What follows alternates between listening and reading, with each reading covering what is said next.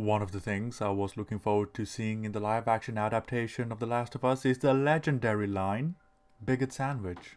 Alas, this we were denied. The show tried to explain how the Horde came to be, referencing the idea they have no idea how many infected are out there, roaming or under the snow, giving credence to the idea there is a large number hidden nearby, needing only a trigger to activate them.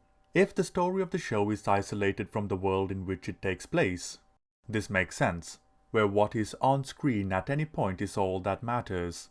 This breaks world building and narrative realism.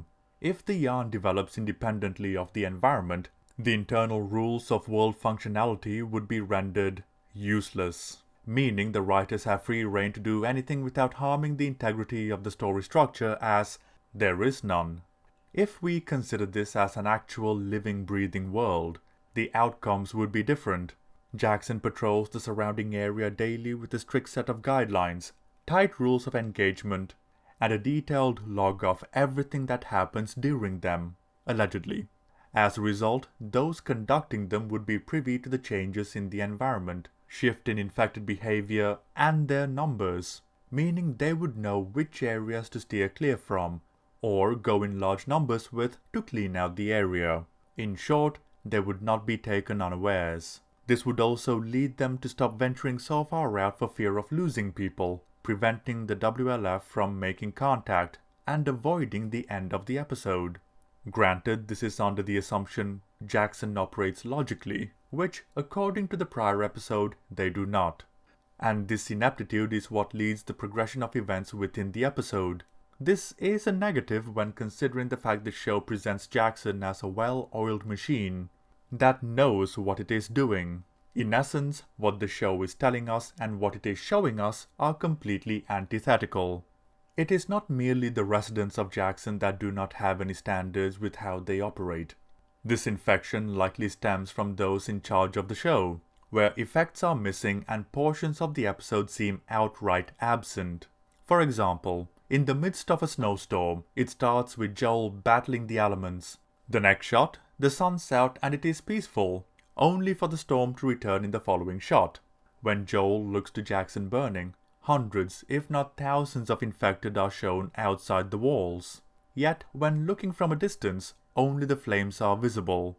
At least have a black smear close by so they are somewhat acknowledged. During the discount battle at Helm's Deep, while the women and children are hiding underground, Big Chungus makes its way to the wall and breaks through it, letting the infected inside the town. Also, why are they using fire as a defensive mechanism when their barriers are made of wood? Anyway, Tommy, bafflingly, does not try to shoot it down. No one does.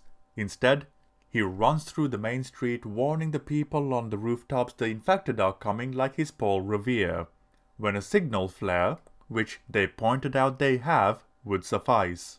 Afterwards, the infected run past him instead of attacking him, while things seem quite dire indeed. However, the show cuts back during the aftermath where the stragglers are being killed off. This is the equivalent of the Uruk-hai blowing up the wall at Helm's Deep and charging in, only to cut back to the Rohirrim chasing the Uruk-hai into the tree line. This hints to a potentially much longer episode that was significantly shaved down for time, or the connecting tissue linking these two moments were never written. Frankly, I don't know which is worse. What is definitely worse are the repercussions of the lack of attention paid to how the world behaves. Because while Abby was desperate to find Joel with seemingly no way of getting to him, he happens across her path and saves her life, as if the hand of God reached down and offered him to her. Within the context of a story, provided it is written well, it is far easier to believe a man can fly, so long as the rules within the world hold true throughout. However, if the villain has the protagonist at gunpoint only for it to jam, it is cheap and unbelievable. Just because coincidences can occur, it does not mean they are narratively fulfilling due to the fact that unlike real life, a story is constructed for a specific purpose, whether it be to entertain or impart a particular moral. As a result, there should be a concrete reason present within the narrative piece to satisfactorily explain why things happen the way they do beyond just because. That is not to say it is impossible for such things to work. One has to be one hell of a writer to pull it off, and based on the standard of media coming from Hollywood, well. Finally, not only is Joel unwilling to reveal why he killed the Fireflies, not only does Abby not have any curiosity for the fact the man she was hell-bent on killing saved her life only to cruelly torture and kill him. They don't even kill Ellie and Dina to cover all their bases and escape scot-free. But there is still the rest of the Season 2 and Season 3 to think about, so naturally, they don't kill them because they only wanted to kill Joel. Which is a reason.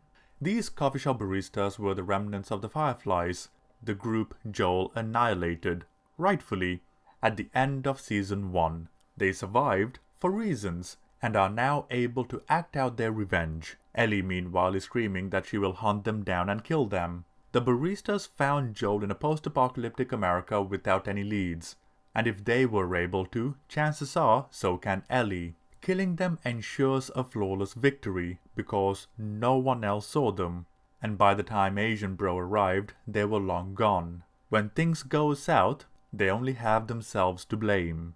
Ultimately, this show isn't a tragedy, it's a comedy.